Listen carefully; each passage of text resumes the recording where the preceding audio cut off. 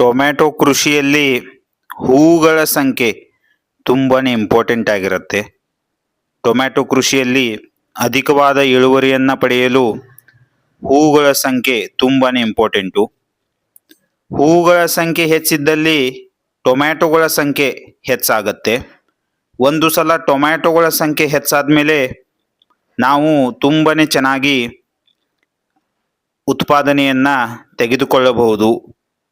ಅದರ ಸಲುವಾಗಿ ಹೂವುಗಳ ಸಂಖ್ಯೆಯನ್ನು ಹೆಚ್ಚು ಮಾಡುವುದು ತುಂಬಾ ಇಂಪಾರ್ಟೆಂಟ್ ಆಗಿದೆ. ಹೂವುಗಳ ಸಂಖ್ಯೆಯನ್ನು ಹೆಚ್ಚು ಮಾಡಲು ತಾವು ಡ್ರಿಪ್ ಮುಖಾಂತರ ಒಂದು ರಸಗೊಬ್ಬರ ಡೋಸನ್ನು ಟೊಮ್ಯಾಟೊ ಕೃಷಿಗೆ ಕೊಡಬಹುದು. ಅದರಲ್ಲಿ ಮಹತ್ವದಾಗಿ 1 ಎಕರೆಗೆ 0.5234 ಈ ವಾಟರ್ ಸಾಲ್ಯುಬಲ್ ಫರ್ಟಿಲೈಸರ್, ಈ ವಾಟರ್ ಸಾಲ್ಯುಬಲ್ ರಸಗೊಬ್ಬರ 5 kg ಬಳಸಬೇಕು.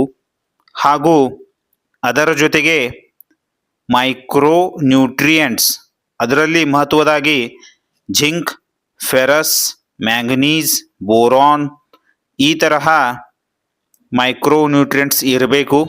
ಅದನ್ನು ತಾವು 1 kg ಬಳಸಬೇಕು. ಅದಾದಮೇಲೆ ಮ್ಯಾಗ್ನೇಷಿಯಂ ಸಲ್ಫೇಟ್ 2 kg ಬಳಸಬೇಕು. ಹಾಗೂ ಅದರ ಜೊತೆಗೆ 1 ಲೀಟರ್ ಅಮಿನೋ ಆಸಿಡ್ಸನ್ನು ಬಳಸಬೇಕು.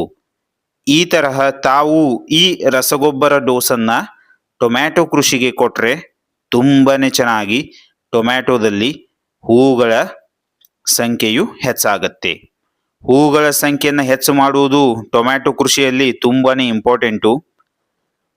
ಅಧಿಕವಾದ ಉತ್ಪಾದನೆಗೆ ಹೂವುಗಳ ಸಂಖ್ಯೆ ಹೆಚ್ಚು ಇರಲೇಬೇಕು. ಅದರ ಸಲುವಾಗಿ ತಾವು ಈ ರಸಗೊಬ್ಬರ ಡೋಸನ್ನು ಟೊಮ್ಯಾಟೊ ಕೃಷಿಯಲ್ಲಿ ಬಳಸಬಹುದು. ಇದನ್ನು ತಾವು ಟೊಮ್ಯಾಟೊ ಕೃಷಿಯಲ್ಲಿ ತಾವು ಟೊಮ್ಯಾಟೊ ಸಸಿಗಳನ್ನು ಹಚ್ಚಿದ ಮೇಲೆ 25 ದಿನ ಆದಮೇಲೆ ಈ ರಸಗೊಬ್ಬರ ಡೋಸನ್ನು ಟೊಮ್ಯಾಟೊ ಕೃಷಿಯಲ್ಲಿ ಬಳಸಬಹುದು. ಇದರಿಂದ ಹೂವುಗಳ ಸಂಖ್ಯೆ ತುಂಬಾ ಚೆನ್ನಾಗಿ ಹೆಚ್ಚಾಗತ್ತೆ. ಈಗ ಭೇಟಿಯಾಗೋಣ ನೆಕ್ಸ್ಟ್ ವಿಡಿಯೋದಲ್ಲಿ. ಥ್ಯಾಂಕ್ ಯು, ಧನ್ಯವಾದಗಳು.